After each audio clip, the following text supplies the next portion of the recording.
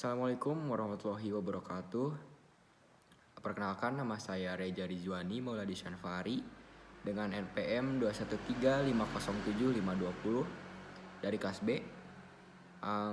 Sebelumnya saya akan mengerjakan tugas video UTS perbandingan politik, di mana saya akan membawakan judul yang tentang konflik berkepanjangan dari kedua negara, yaitu Azerbaijan dan juga Armenia, yang dilatar belakangi oleh adanya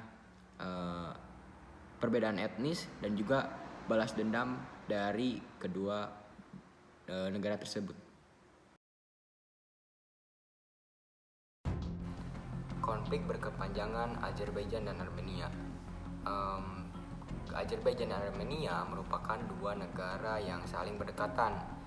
Akan tetapi konflik dari kedua negara ini sudah sangat berlangsung hingga puluhan tahun lamanya, di mana dimulai dari ketegangan yang semakin parah pada saat Uni Soviet bubar pada tahun 1991, di mana saat itu Armenia yang semulanya negara otonom akhirnya mendeklarasikan kemerdekaannya, dan disitulah awal mula perang Azerbaijan serta negara Armenia pecah. Pada saat sekitar tahun 1993, Armenia menguasai wilayah yang ada di perbatasan, khususnya di wilayah Nagorno dan Karabakh, dan menduduki 20% wilayah daerah yang dikelilingi Azerbaijan tersebut.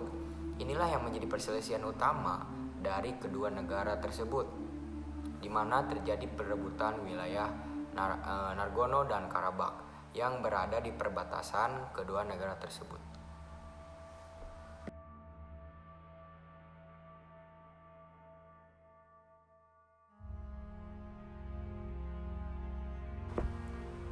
Lalu, mengapa wilayah tersebut menjadi suatu hal yang utama dalam perselisihan atau peperangan Armenia dan juga Azerbaijan? Awal mula saat era Uni Soviet dan Uni Soviet runtuh, wilayah tersebut masuk ke dalam bagian dari Azerbaijan. Akan tetapi di dalam wilayah Nagorno dan juga Karabakh mempunyai mayoritas penduduk yang ada di dalamnya itu adalah etnis Armenia yang memeluk agama Kristen. Karena jika dilihat secara tradisional, umumnya dihuni oleh orang-orang Armenia Kristen sebelumnya sebagai mayoritas dan Muslim Turki sebagai minoritas. Menyambung dengan kependudukan yang ada, di mana pada saat itu Rusia secara umum dipandang sebagai sekutu dari Armenia, dan sedangkan Turki dipandang sebagai sekutu dari negara Azerbaijan. Dan kedua etnis tersebut yang ada di wilayah Nagorno dan Karabakh diperebutkan oleh Azerbaijan dan Armenia.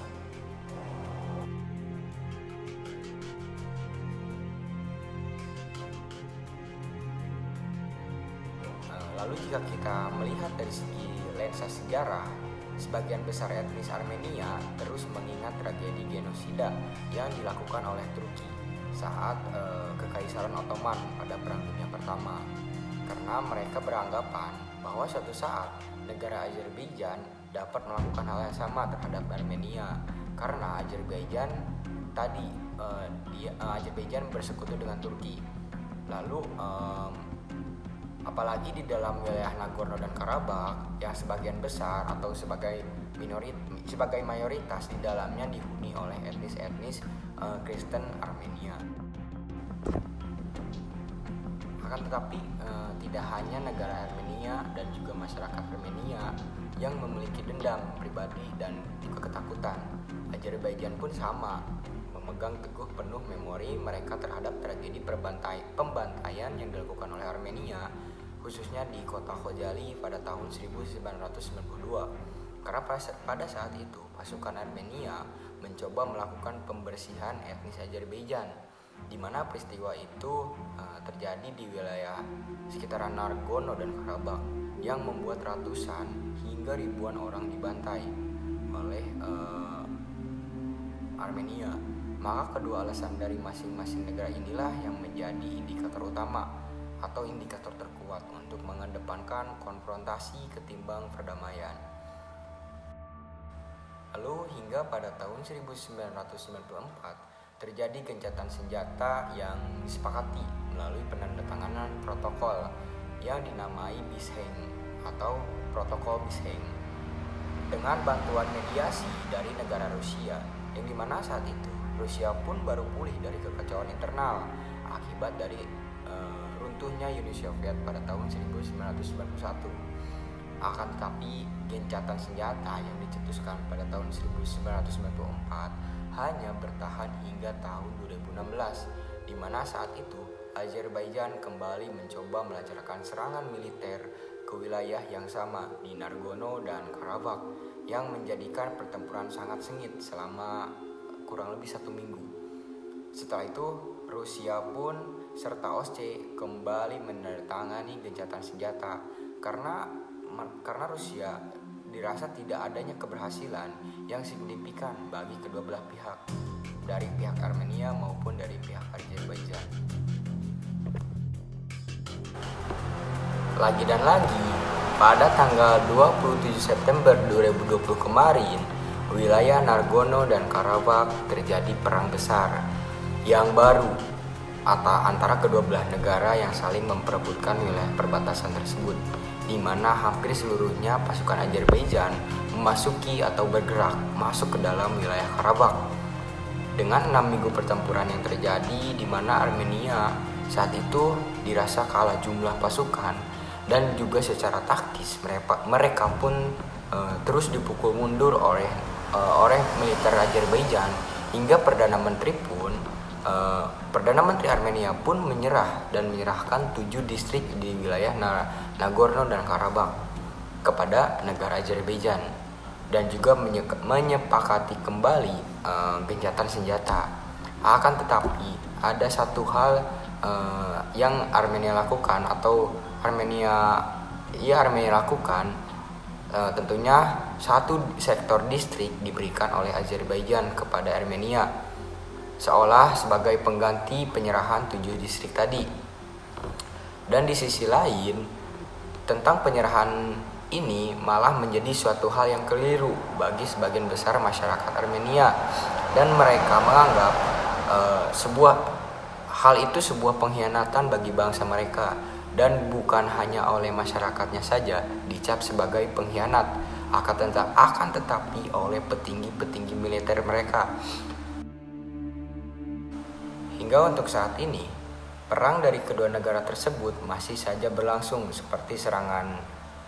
contohnya seperti serangan dari Azerbaijan kemarin pada tanggal 12 September 2022, di mana negara Azerbaijan atau militer Azerbaijan diklaim menggunakan arteri berat dan drone untuk menyerang masuk wilayah negara Armenia.